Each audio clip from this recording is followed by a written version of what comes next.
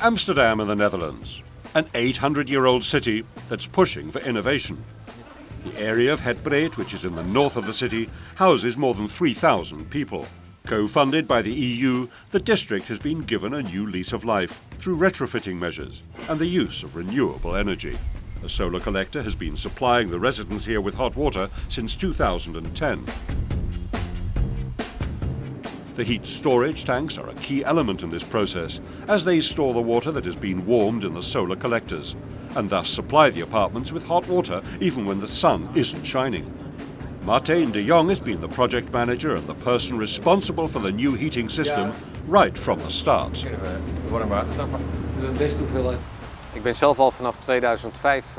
I've been involved in this project since 2005 and have been able to experience everything at close hand.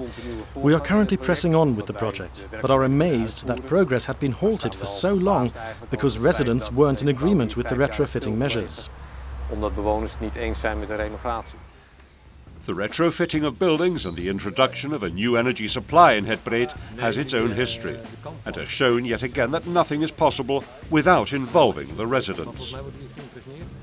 The housing association initially set out to retrofit the apartments in the area and make them energy efficient, but that proved to be a very difficult undertaking indeed. To refurbish the exterior structure of a block of flats in the Netherlands, you need to obtain the approval of 70% of its residents. Initially, they weren't prepared to agree to this. Many of them had been living in the same apartment block for over 20 years and simply couldn't imagine the building any other way. It was also a challenge for Rob Oosterloo, an employee of one of the housing associations in Het Breet. Rob and his team took it upon themselves to go out and talk to residents personally. The biggest problem that we encountered during the whole project was that only 50% of the residents were initially in favor of the plan, according to the survey that we conducted in 2010. 50% wasn't enough. A further 20% was still needed.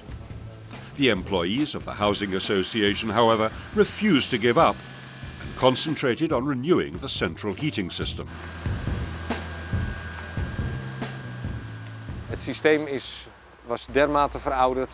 After 45 years, with relatively little maintenance work having been done, the old system was in bad shape and we had to replace the boiler rooms and renew the distribution networks. It really was a necessity to go ahead and replace these things.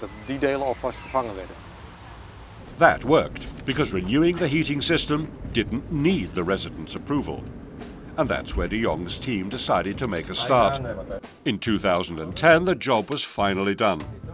A new distribution heating network was installed and new boiler houses with 11 heat storage tanks were constructed.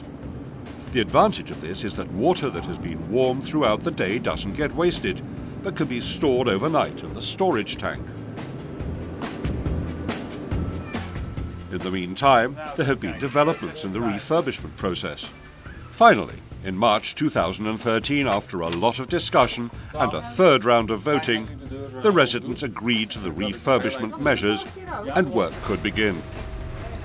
The specialist builders replaced the old windows with new, well-insulated ones. They insulated the walls and the facade too. The discussions with Het Breet's residents have finally paid off. In the end, the housing associations and the residents are speaking the same language. A success on 2 counts for the EU co-funded project. I think we have learned that you should communicate with the residents and inform them right from the start. Your plans should be clear and you must follow through on what you say. We tend to view the changes that we want to make in a different light to the residents, and we focus primarily on the positive aspects of these changes.